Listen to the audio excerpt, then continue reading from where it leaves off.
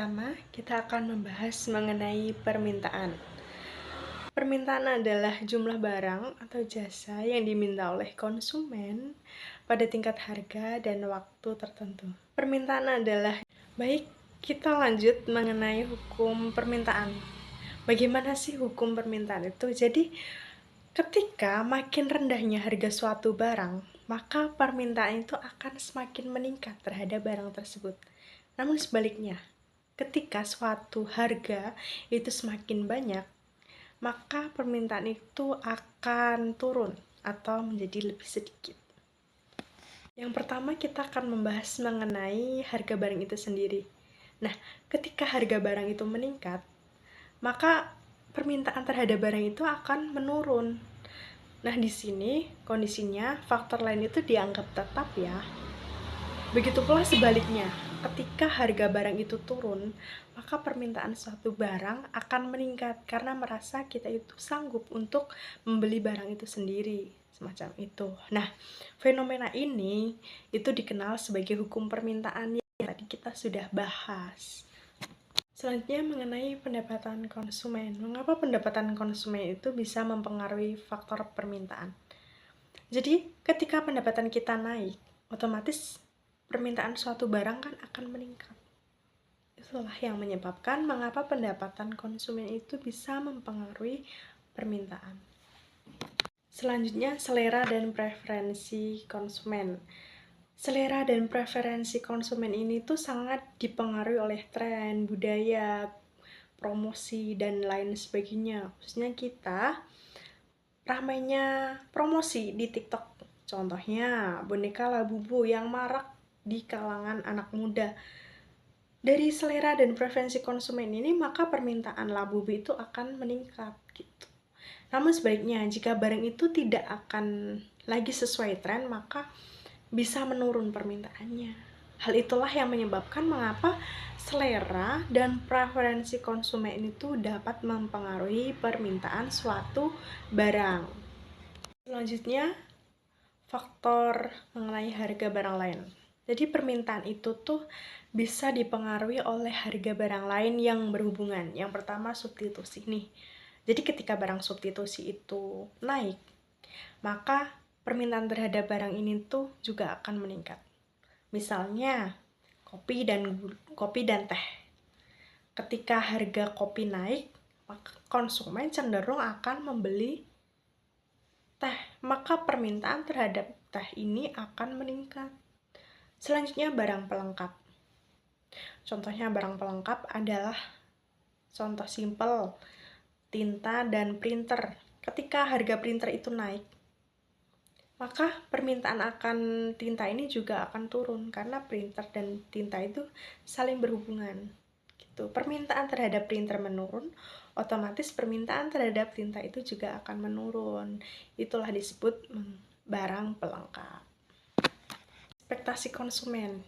Harapan atau ekspektasi konsumen terhadap kondisi ekonomi di masa depan. Contohnya gini, ketika mendekati Hari Raya Idul Fitri, harga gamis itu kan akan naik ya. Untuk menghindari hal tersebut, maka konsumen akan membeli gamis itu pada saat ini, sebelum Hari Raya Idul Fitri. Maka, permintaan terhadap gamis itu akan meningkat gitu. Mengapa sih fenomena itu terjadi? Karena mereka akan membeli barang lebih banyak pada saat ini untuk menghindari harga yang lebih tinggi di kemudian hari. Itulah mengapa ekspektasi konsumen itu dapat mempengaruhi permintaan. Yang terakhir, kita akan membahas mengenai jumlah penduduk dapat mempengaruhi permintaan.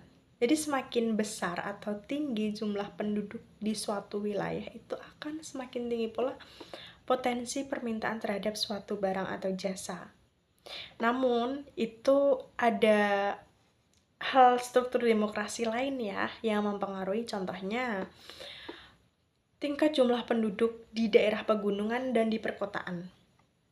Ini akan berbeda jumlah barang yang dimintanya. Di pegunungan, kemungkinan besar jumlah barang yang diminta terhadap cangkul itu akan naik karena Mata pencarian di daerah pegunungan otomatis seperti petani dan lain sebagainya. Begitu pula dengan di daerah perkotaan, belum tentu permintaan cangkul di daerah perkotaan itu akan meningkat. Bisa jadi jumlah permintaan barang lainnya di daerah perkotaan itu meningkat. Jadi itulah yang menjadi alasan selain jumlah, ada struktur demografi seperti usia, jenis kelamin, tingkat pendidikan, juga mempengaruhi jenis barang atau jasa yang diminta di suatu wilayah. Itulah yang menyebabkan jumlah penduduk itu dapat mempengaruhi permintaan. Baiklah, materi yang selanjutnya yaitu kurva permintaan. Nah, sebelumnya saya akan menjelaskan apa yang dimaksud dengan kurva permintaan. Kurva permintaan itu adalah grafik yang menunjukkan hubungan antara harga barang dan jumlah barang yang diminta. Jadi, kurva permintaan ini menunjukkan adanya hubungan antara harga suatu barang dan jumlah barang yang diminta pada kurun waktu tertentu. Kali ini saya akan menunjukkan contoh gambar kurva permintaan. Dapat dilihat di sini. Ini ya. Nah, itu adalah gambar kurva permintaan. Di situ terdapat garis mendatar seperti ini dan juga garis lurus atau garis tegak. Nah, pada garis tegak ini terdapat simbol P, yaitu price atau harga. Di situ terdapat beberapa angka yang menunjukkan harga dari suatu barang. Kemudian pada garis mendatar seperti ini, itu terdapat simbol Q, yaitu kuantitas atau jumlah barang yang diminta. Di situ terdapat beberapa angka yang menunjukkan jumlah barang yang diminta oleh konsumen. Nah, di sini akan saya bacakan satu persatu bagaimana pengaruh dari kenaikan harga terhadap permintaan. Ketika harga 12.000 yaitu harga paling rendah, itu permintaannya banyak, yaitu sebanyak 200. Kemudian ketika harga naik sebesar Rp2.000 yaitu menjadi 14.000, itu permintaannya menjadi menurun, yaitu menjadi 180. Ketika harga mengalami kenaikan lagi pada 16.000, jumlah barang yang diminta juga mengalami penurunan lagi, yaitu menjadi 160 pada titik C. Kemudian ketika harga naik menjadi 18.000, jumlah yang diminta menurun sebesar 20 menjadi 140, yaitu pada titik B. Kemudian ketika harga naik lagi pada puncaknya yaitu 20.000, maka jumlah yang diminta mengalami penurunan juga, yaitu menjadi 120, ditunjukkan pada titik A. Nah, perubahan ini sesuai dengan hukum permintaan, yaitu semakin meningkat harga, semakin menurun jumlah barang yang diminta. Begitu juga sebaliknya, semakin menurun harganya, semakin meningkat jumlah barang yang diminta oleh konsumen. Berarti permintaan ini bersifat negatif. Nah, dapat dilihat juga di situ terdapat garis diagonal yang disimbolkan dengan huruf D atau demand, yang merupakan garis permintaan atau kurva permintaan. Nah, titik-titik A, B, C, D, dan E itu membuktikan bahwa kurva permintaan ini berbentuk menurun dari kiri atas ke kanan bawah. Seperti ini ya, dari kiri atas ke kanan bawah. Dari A, B, C, D, dan E. Penawaran. Di sini saya akan menjelaskan mengenai pengertian penawaran, apa itu penawaran, kemudian bagaimana hukum penawaran, apa saja faktor-faktor yang mempengaruhi penawaran, dan yang terakhir kurva penawaran. Baiklah, yang pertama saya akan menjelaskan apa itu penawaran atau pengertian dari penawaran. Penawaran adalah jumlah barang atau jasa yang ditawarkan oleh produsen pada tingkat harga dan dalam kurun waktu tertentu. Jadi, penawaran itu berhubungan dengan produsen. Berapa banyak barang yang ditawarkan oleh produsen pada tingkat harga tertentu. Nah, selanjutnya saya akan menjelaskan hukum penawaran. Hukum penawaran berbunyi makin tinggi harga suatu barang, maka makin tinggi penawaran terhadap barang tersebut. Sebaliknya, makin rendah harga suatu barang, maka makin rendah juga penawaran terhadap barang tersebut.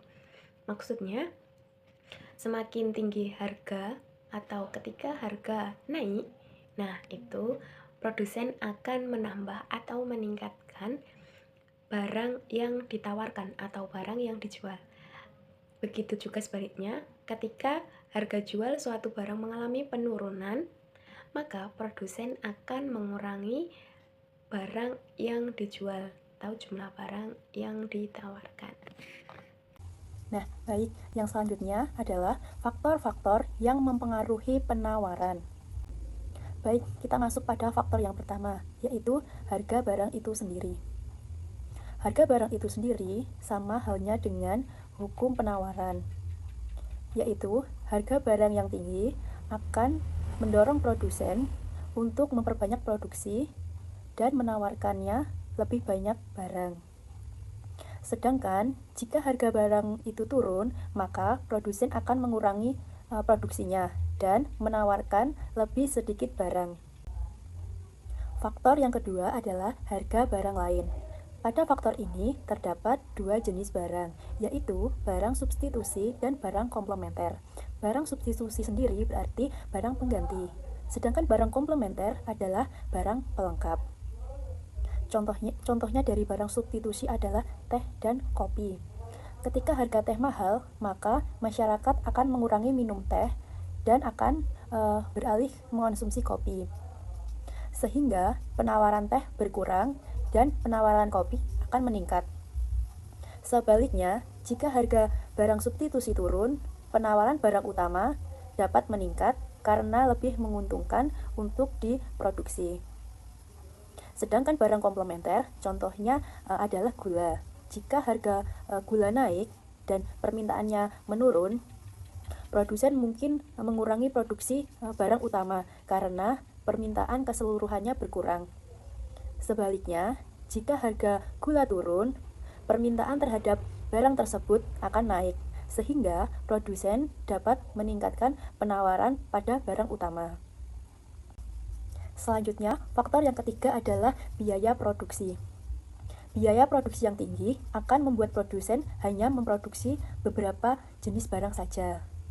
Sebaliknya, jika biaya produksinya itu rendah, maka produsen akan memproduksi berbagai jenis barang, sehingga penawarannya itu akan meningkat. Poin yang keempat adalah teknologi. Teknologi yang maju dapat mengefisienkan waktu dan meningkatkan produktivitas barang. Hal ini akan membuat jumlah barang yang ditawarkan akan meningkat. Sebaliknya, jika perusahaan tidak terlalu menggunakan teknologi, maka mereka memerlukan waktu yang lebih lama dan barang yang ditawarkan akan menurun.